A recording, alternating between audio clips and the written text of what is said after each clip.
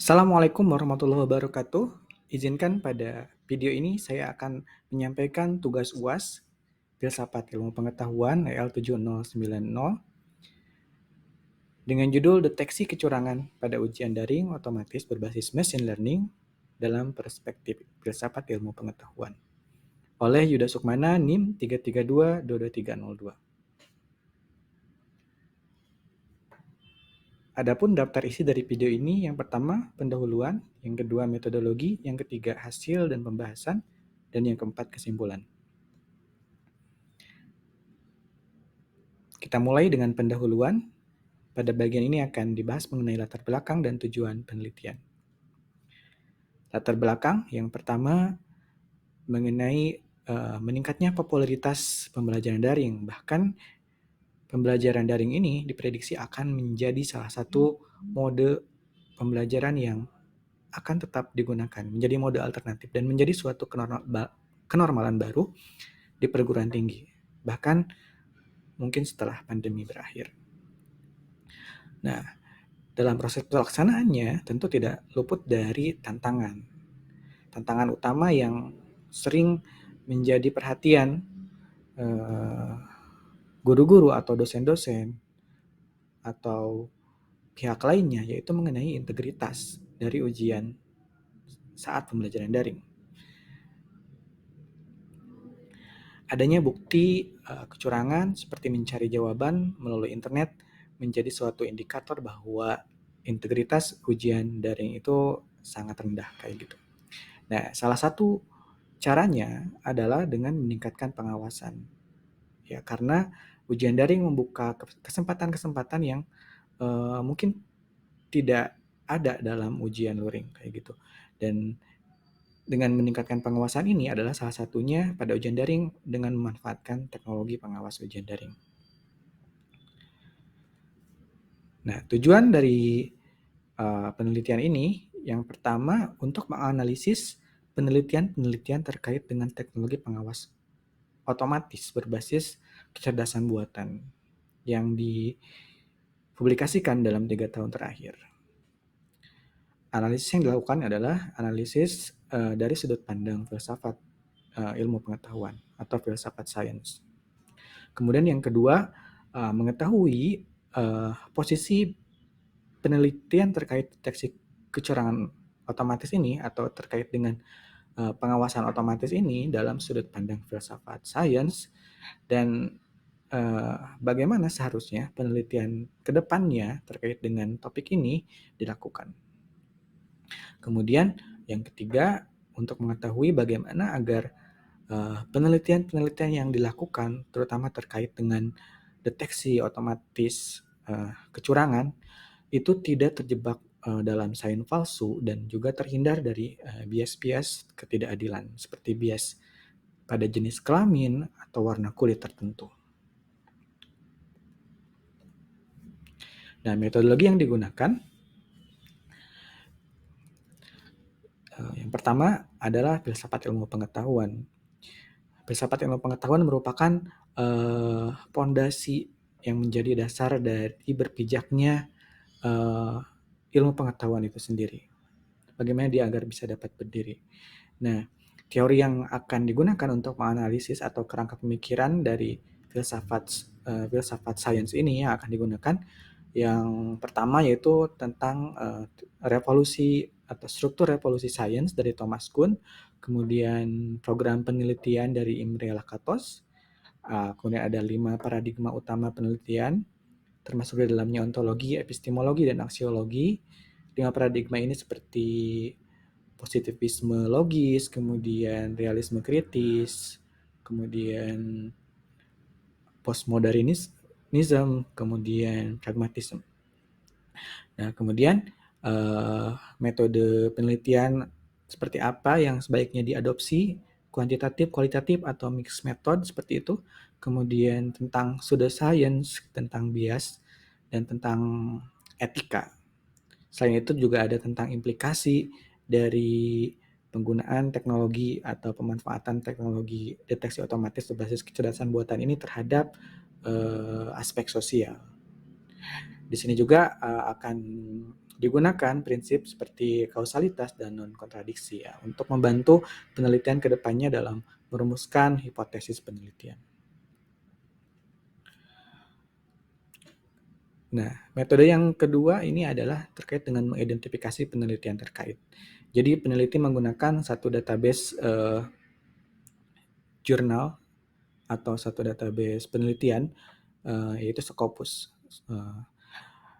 Peneliti menggunakan kata kunci tertentu. Di sini kata kunci yang digunakan adalah cheating and detection and online and exam. Jadi terkait dengan deteksi kecurangan pada ujian daring, dan setelah dilakukan pencarian di Scopus ditemukan 64 dokumen.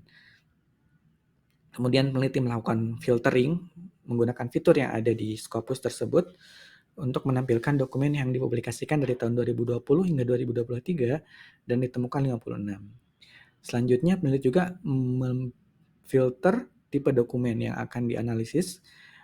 Jadi seperti conference proceeding, book chapter itu tidak diikutkan, jadi hanya mengikutkan artikel dengan tipe artikel jurnal kayak gitu. Nah, ditemukan 17. Nah, setelah itu 17 artikel ini dilakukan filtering atau pemilihan secara manual. Yang pertama, kami menyaring artikel-artikel yang ditulis dalam bahasa Inggris dan hanya ada 16. Kemudian ada satu artikel yang tidak ditulis dalam bahasa Inggris. Dan peneliti juga memastikan bahwa artikel-artikel tersebut merupakan studi primer atau studi utama, bukan literatur review, dan harus dipublikasikan pada jurnal yang bereputasi Q1, Q2, Q3, dan Q4 berdasarkan Simago Journal Rank, dan ditemukan ada 14. Nah, setelah itu peneliti melakukan screening dengan membaca abstrak, kemudian titel, keyword, dan membaca isi secara ringan, dan menemukan dan untuk memastikan bahwa artikel yang akan dipilih nanti adalah artikel yang terkait dengan deteksi kecurangan pada ujian daring otomatis berbasis machine learning atau kecerdasan buatan, dan ditemukan 12 artikel. Kemudian setelah itu peneliti coba mengunduh ke-12 artikel ini, dan hanya 10 artikel yang berhasil diunduh. Jadi 10 artikel ini antara lain yang pertama mengenai ada di tabel ini ya. Kemudian ini selanjutnya dari nomor 6 sampai dengan nomor 10. Yang tadi dari nomor 1 sampai dengan nomor 5. Di sini ditemukan 4 jurnal Q1, kemudian ada 4 jurnal Q2 dan 2 jurnal Q3. Nah, kemudian peneliti membaca artikel tersebut, kemudian membuat ringkasan, dan ringkasan tersebut disampaikan juga dalam makalah pada tugas ini. Ditemukan bahwa mayoritas ini 9 dari 10 penelitian itu mengembangkan deteksi kecurangan otomatis sendiri ya, berbasis machine learning. Dan pendekatan yang digunakan oleh mereka hampir sama semuanya, yaitu menggunakan supervised learning. Jadi mereka melatih model deep learning dengan data latih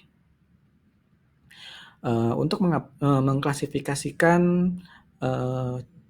curang atau tidak curang dari berbagai tipe data seperti gambar, audio, teks, dan data numerik.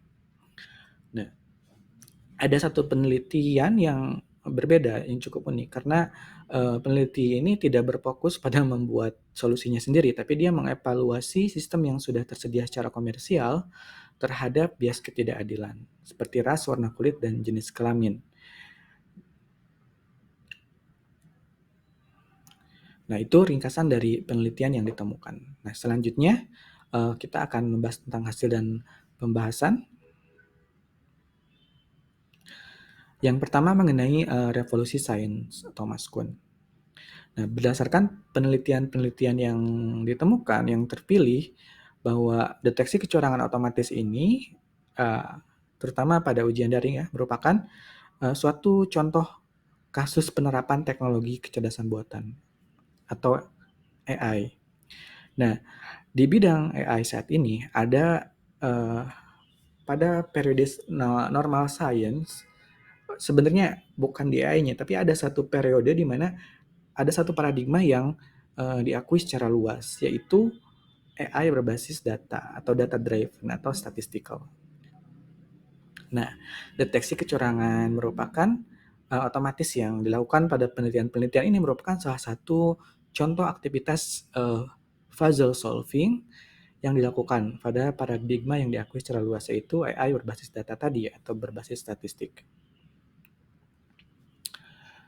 Nah, selanjutnya untuk program penelitian Imre Lakatos, nah, mayoritas pendekatan machine learning yang ditemukan pada penelitian-penelitian terpilih adalah supervised learning. Nah, pada supervised learning ada suatu yang disebut hardcore atau berupa asumsi kuat yang diakui gitu, bahwa dalam supervised learning ini ada asumsi bahwa terdapat hubungan antara fitur-fitur dalam data masukan dengan label atau data keluaran. Nah, hubungan antara fitur antara data inputan dan keluaran ini diharapkan dapat dipelajari oleh melalui contoh atau data latih kayak gitu.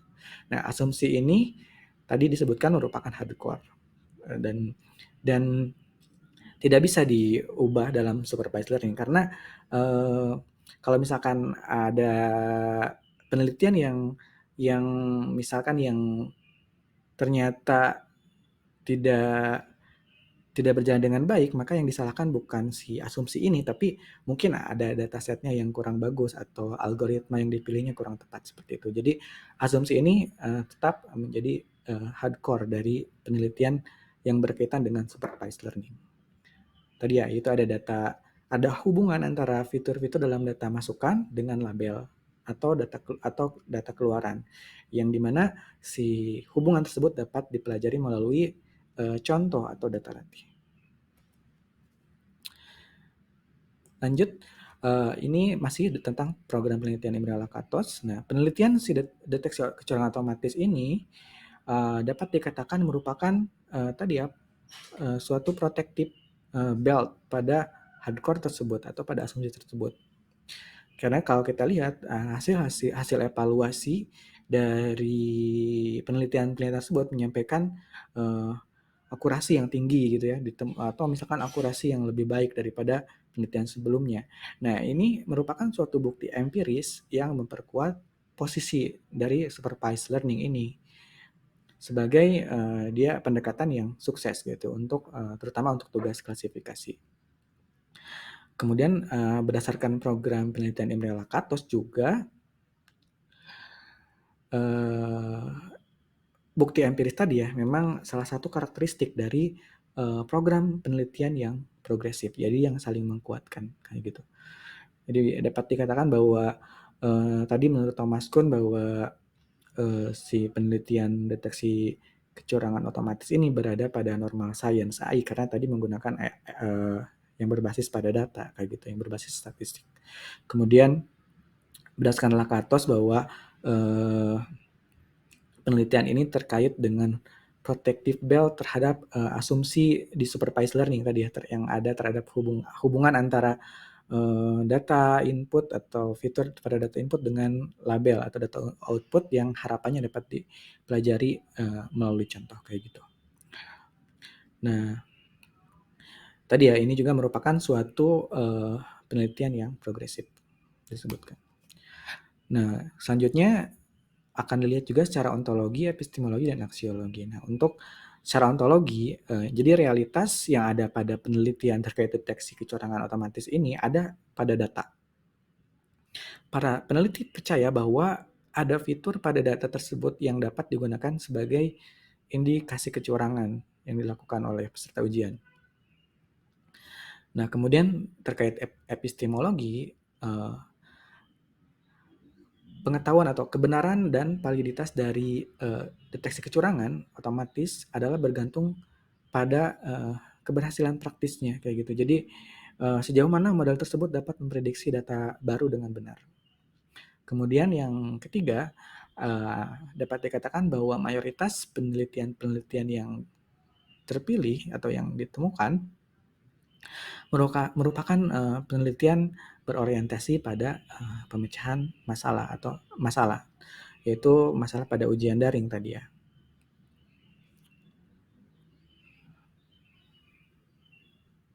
Nah, kalau kita lihat dari karakteristik tadi, maka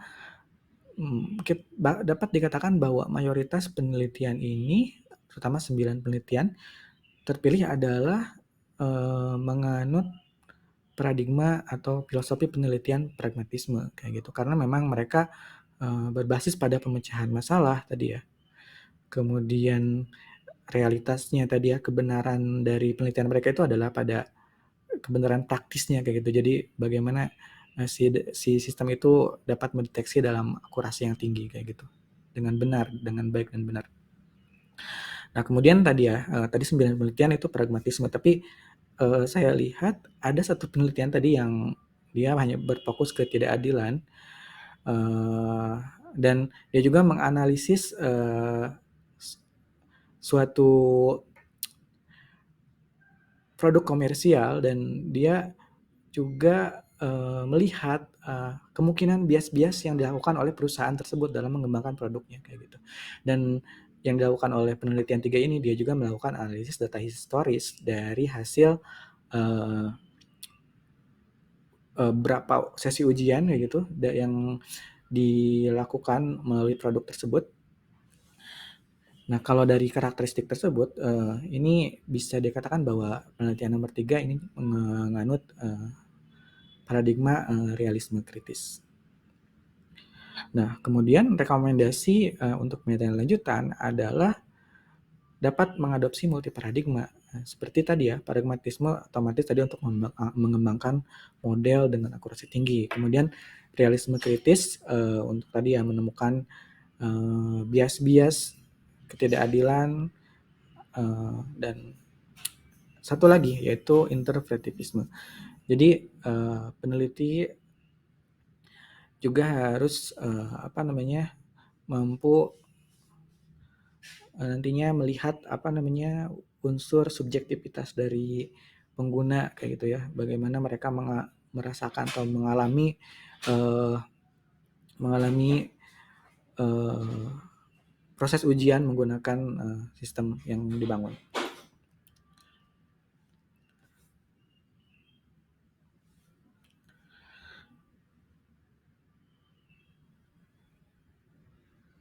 Nah, ini tadi ya mengenai interpretivisme itu. Jadi dengan interpretivisme ini nanti diharapkan kita dapat mempelajari atau mengeksplorasi lebih jauh bagaimana pengalaman dan persepsi pengguna yang sesungguhnya ya dari model yang dikembangkan tadi. Karena nanti si aplikasi dari model tadi itu bukan hanya sekedar mendapat akurasi tinggi ya, tapi sebaiknya juga diterapkan pada sistem atau lingkungan ujian sebenarnya gitu, sehingga nanti dapat digunakan kepada pengguna sebenarnya, dan kita dapat melihat dampak-dampak yang dirasakan atau dampak-dampak terhadap peserta kayak gitu, baik positif maupun negatif. Kemudian tadi kan karena kita menggunakan multi paradigm, otomatis akan banyak data ya yang kita kumpulkan, dan akan beragam gitu ya, kompleks, bukan hanya kuantitatif, tapi juga tadi kalau kita pakai interpretivisme mungkin akan menghasilkan data-data subjektif berupa transkrip teks gitu yang harus dianalisis secara kualitatif, sehingga metode penelitian yang sebaiknya digunakan dalam penelitian ini juga harus mengadopsi metode campuran atau mix method. Itu menggunakan tadi kualitatif dan kuantitatif secara bersamaan dalam sebuah penelitian, tapi tujuan digunakannya metode tersebut tentu untuk menganalisis tujuan yang berbeda ya tadi. Kalau kita pakai mengumpulkan data yang sifatnya numerik, mungkin kita bisa analisis secara kuantitatif, tapi kalau tadi kita mengumpulkan data dalam bentuk wawancara terbuka gitu, kemudian kita punya transkrip, mungkin kualitatif akan lebih pas untuk digunakan. Nah, selain itu juga terkait dengan pseudoscience atau sains palsu dan bagaimana kita menghindarinya dalam penelitian yang akan kita lakukan nanti ke depan terkait dengan deteksi kecurangan otomatis ini. Yang pertama yang perlu diingat adalah bahwa hasil prediksi dari model yang dikembangkan belum tentu ya. Jadi belum tentu mempunyai akar kebenaran pada realitas atau kenyataan sesungguhnya. Nah, ini contohnya nih pada penelitian 7 ini ada mendeteksi kecurangan berdasarkan arah tatapan mata atau posisi kepala. Nah, ini yang dilihat ya. Jadi kalau misalkan ada arah mata yang mengarah ke bawah atau ke samping, ke atas gitu ya. Jadi itu dianggap sebagai indikasi kecurangan. Tapi sebenarnya ini belum tentu juga karena bisa saja si mata tersebut mengarah ke samping atau ke atas itu karena suatu refleks kayak gitu dari mungkin lelah ketika memandang layar kayak gitu ya. Jadi yang harus diperhatikan oleh peneliti pada topik ini adalah kita harus benar-benar hati-hati dalam memilih fitur. Tentunya fitur dari data ya. Kemudian pastikan bahwa fitur tersebut memang memiliki hubungan kausalitas maksudnya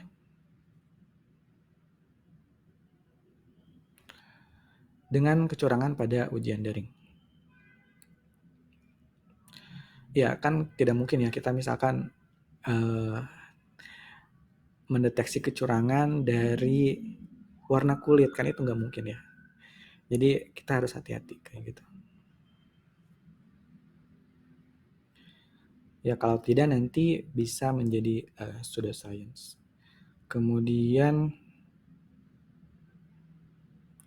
ini juga terkait pseudoscience. Salah satu ini ya penelitian-penelitian yang ditemukan tipe model yang machine learning yang digunakan mayoritas adalah deep learning seperti CNN, LSTM gitu ya untuk mendeteksi atau mengklasifikasikan gambar gitu ya ke dalam curang atau tidak curang. Nah, ada satu isu dalam deep learning ini yang cukup banyak dibicarakan atau diperbincangkan dalam makalah-makalah akademik. Ya, isu tersebut adalah transparansi dari deep learning tersebut saat mengambil suatu keputusan kayak gitu. Nah, jadi keputusan yang diambil oleh si model deep learning ini susah untuk dijelaskan oleh manusia. Jadi tidak transparan. Nah, bagaimana suatu keputusan diambil oleh deep learning ini tidak tidak terlihat secara jelas gitu. Maksud itu jadi sebuah black box gitu. Jadi ya biasa disebut black box juga kayak gitu. Nah, ini memang berbeda dengan metode model machine learning yang lainnya seperti misalkan decision tree kayak gitu ya. Itu kita bisa lihat ya dengan jelas bagaimana keputusan itu dibuat. Tapi dalam machine learning itu menjadi black box dan cukup disebut tidak transparan gitu. Kemudian, nah untuk salah satu tentunya kita sebagai pengembang juga ya harus mampu menjelaskan bagaimana keputusan yang diambil di deep learning ini kayak gitu. Nah, salah satu pendekatan yang bisa digunakan adalah kalau di CNN itu menggunakan GradCam kayak gitu. Jadi kita harus berupaya untuk melihat transparansi dari bagaimana si deep learning mengambil keputusan tertentu kayak itu. Si GradCam ini membantu kita untuk memvisualisasi bagaimana proses pengambilan keputusan itu yang melalui visualisasi. Kemudian selanjutnya mengenai bias ketidakadilan. Nah, bias ketidakadilan ini juga sangat penting dan harus dihindari ya dalam penelitian terkait dengan deteksi kecurangan. Nah, karena apa? Nah, deteksi kecurangan otomatis itu banyak yang melibatkan biometrik seperti wajah kayak gitu ya. Dan ini sangat rentan sekali terhadap bias, seperti bias terhadap warna kulit, kemudian jenis kelamin atau ras tertentu. Nah, bias ini biasanya terjadi karena dataset yang digunakan untuk melatih model itu tidak sesuai dengan realitas, atau di mana data tersebut tidak mencerminkan tempat di mana si model tersebut akan diaplikasikan kayak gitu.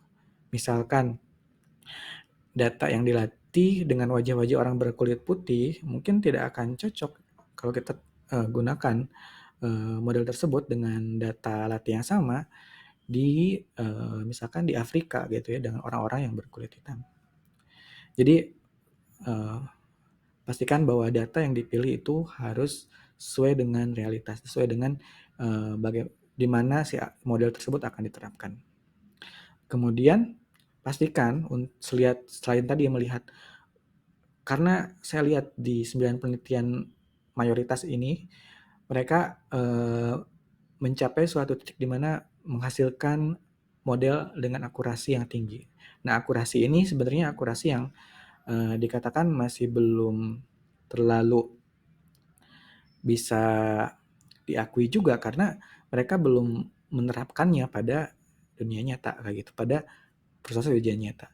Nah, peneliti harus melibatkan manusia untuk untuk memvalidasi akurasi tersebut. Nah, baru dengan itu kita bisa melihat ya bahwa tingkat akurasi yang sebenarnya seperti apa. Kemudian peneliti juga harus melakukan evaluasi ya terhadap tadi ya bias-bias ketidakadilan ya. Selain tadi akurasi, jangan lupa untuk mengevaluasi juga terhadap bias ketidakadilan tersebut. Nah, metode yang biasa digunakan adalah tadi kita akan melibatkan proktor manusia dan kita akan membandingkan bagaimana keputusan yang diambil oleh model dan keputusan yang diambil oleh proktor manusia. Kemudian kita menggunakan metode kuantitatif, menggunakan analisis statistik, membandingkan perbandingannya seperti apa, apakah signifikan, adakah ternyata jomplang, berbeda gitu ya. Nah, itu harus kita ketahui lebih lanjut.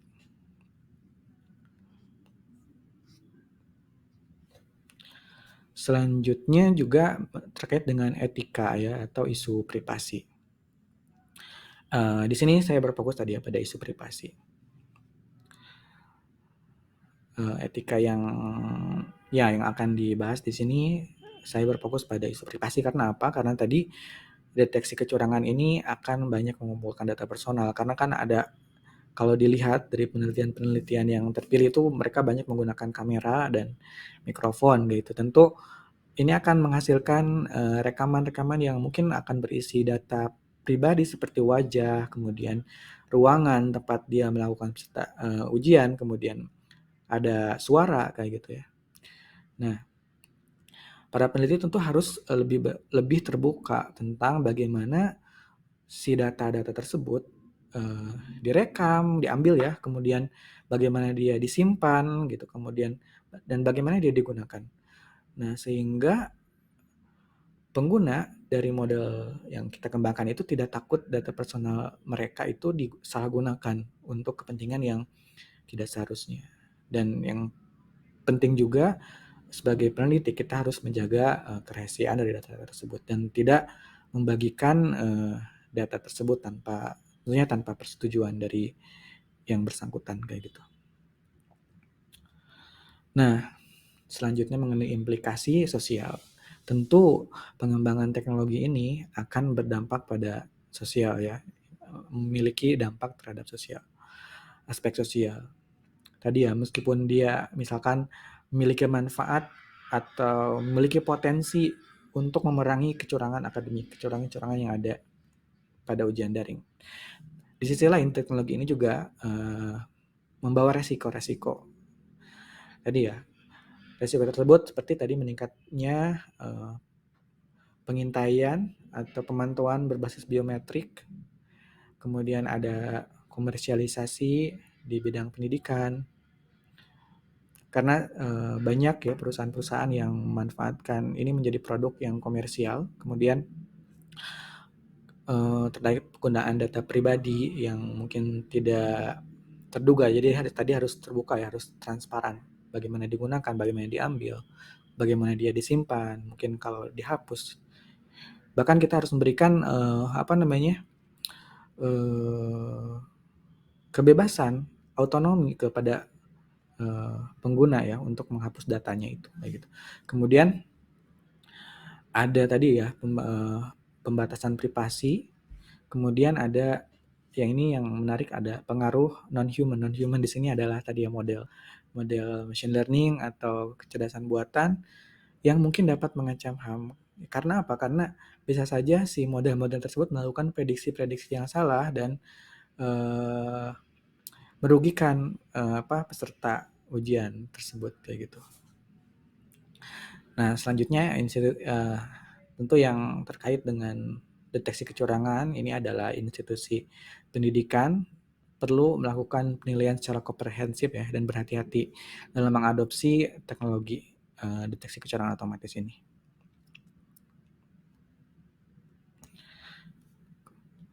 Selanjutnya ini mengenai prinsip non-kontradiksi dan kausalitas. Nah, prinsip non-kontradiksi dan kausalitas ini akan dalam filsafat sains ini akan bermanfaat sekali ya untuk nanti melakukan penelitian ke depannya. Jika misalkan tadi kita akan melihat bagaimana dampaknya terhadap pengguna, sebenarnya sukses sebenarnya dari penelitian ini adalah integritas akademik ya, bukan akurasi tinggi kalau menurut saya. Harusnya penelitian ini berfokus pada hipotesis bagaimana agar seharusnya si ujian daring itu tidak berbeda dengan ujian luring. Jadi dia memiliki integritas yang sama-sama tinggi kayak gitu ya. Nah, dengan prinsip non kontradiksi kita harus memastikan bahwa si hipotesis tersebut itu tidak bertentangan atau dengan penelitian lain yang dilakukan di luar sana gitu ya, untuk mengkonfirmasi bahwa hipotesis kita itu memang ada memiliki prinsip non kontradiksi kayak gitu. Kemudian terkait dengan prinsip kausalitas, maksudnya bukan kasualitas ya. Kausalitas nih ini peneliti juga harus menemukan penyebab kenapa si ujian daring itu bisa terlaksana dengan penuh integritas kayak gitu. Nah, ini tadi kan bahwa harusnya integritas akademik antara ujian luring atau ujian daring itu harus sama, dan bagaimana ujian daring itu bisa penyebab ujian daring itu bisa dilaksanakan dengan integritas tinggi itu bisa kita lihat apa sebabnya. Misalkan karena adanya pengawasan otomatis kayak gitu ya, proctoring. Oke. Itu mengenai prinsip non kontradiksi. Ini sangat akan berguna sekali ketika nanti kita akan menentukan hipotesis penelitian lanjutan dari deteksi kecurangan otomatis. Kemudian selanjutnya sampai pada kesimpulan. Pada bagian ini akan dijelaskan mengenai kesimpulan dari hasil analisis yang dilakukan. Yang pertama bahwa tadi ya, penelitian ini merupakan bukan penelitian ini, tapi penelitian-penelitian yang ditemukan pada tugas ini merupakan atau makalah ini merupakan bagian dari tahap normal science yang melindungi asumsi kuat dalam supervised learning kayak gitu. Tadi ada asumsi kuatnya itu adalah ada hubungan antara fitur data masukan dengan label atau data keluaran. Ini memang sudah diakui kayak gitu dan bisa dikatakan sebagai hardcore. Kemudian penelitian terkait dengan deteksi kecurangan otomatis merupakan protecting belt yang memperkuat asumsi tersebut kayak gitu. Nah, hasil eksperimen dan evaluasi juga menunjukkan bahwa program penelitian terkait dengan deteksi kecurangan otomatis ini merupakan program penelitian yang progresif kayak gitu. Karena hasil-hasil yang ungkapkan penelitian tersebut memperkuat kedudukan hardcore tadi supervised learning sebagai pendekatan yang sukses untuk terutama untuk tugas klasifikasi. Nah, kemudian selanjutnya mengenai validitas data itu harus diperhatikan dengan baik kayak gitu ya. Untuk mencegah terjadinya tadi ya science palsu atau bias yang dapat menyebabkan ketidakadilan. Nah, data yang digunakan untuk melatih model itu tadi harus sesuai dengan realitasnya dan pastikan fitur yang dipilih juga harus mencerminkan indikasi kecurangan pada kenyataan kayak gitu, bukan mengada-ngada. Kemudian penelitian lanjutan juga sebaiknya menggunakan tadi ya multi paradigma dan memanfaatkan metode campuran tadi untuk menganalisis data. Tujuannya apa? Yaitu untuk tadi ya mengeksplorasi dampak-dampak positif dan negatif atau mungkin ambivalensi dari teknologi yang dikembangkan terhadap aspek sosial dari peserta ujian terutama ya. Kemudian selain mencapai akurasi tinggi juga kita harus akurasi tinggi secara otomatis ya dengan software gitu ya. Biasanya kan si model itu si confusion matrix yang digunakan itu hanya berbasis pada hitungan otomatis dari tools yang digunakan untuk melatih model tersebut, tidak berbasis pada kebenaran manusia kayak gitu sebagai kebenaran dasarnya. Maka perlu juga untuk mengaplikasikan si model yang sudah dikembangkan pada lingkungan ujian sesungguhnya.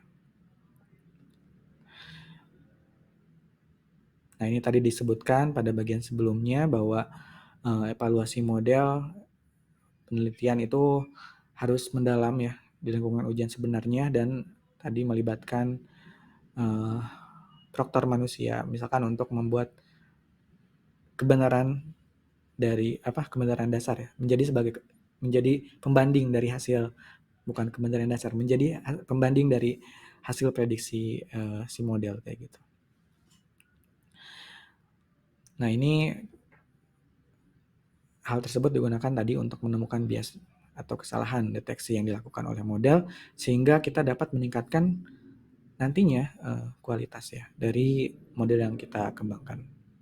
Dan yang perlu diingat bahwa teknologi seperti ini akan digunakan misalkan di dunia pendidikan dan tentunya ini akan memiliki dampak besar pada aspek sosial masyarakat sehingga kesalahan kecil dapat menyebabkan kerugian banyak pihak kayak gitu.